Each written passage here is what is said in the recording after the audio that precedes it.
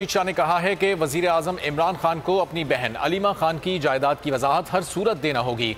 सक्खर में जलसे से खिताब करते हुए उनका कहना था कि हुकूमत का काम है कि वो वसाइल फराहम करे और मुल्क की मईशत को ताकतवर बनाए, लेकिन हमारे मुल्क की मईशत ठीक नहीं और हम मोहताज हैं। 6 महीने हो गए आप लोगों से धोखा, ये चोर है, ये गलत है, ये फलाना है, बस इसके सिवा कोई म्यूजिक नहीं। ये तो रात हम सुन के थक गए। इस लोगों को पेट चाहिए, रोजगार चाहिए। 1 करोड़ लोगों को रोजगार देना पड़ेगा तुझे, वरना छोड़ना पड़ेगा। 50 लाख घर देने पड़ेंगे, वरना छोड़ना पड़ेगा। आज किस किस्म की शासन? आप कहते हो कि हालात बहुत अच्छे हैं, हर चीज ठीक हो गई है, तो मीटिंगों की जरूरत नहीं है।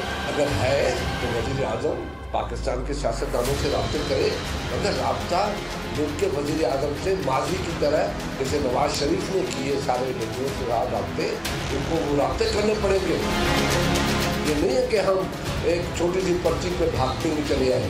बहुत से मसाइल हैं, पर हम ये कहते हैं तो नहीं जी, ये मुल्क को चलना चाहिए, ये अपने 5 साल पूरे करें, हम उनको मौका देंगे, इनको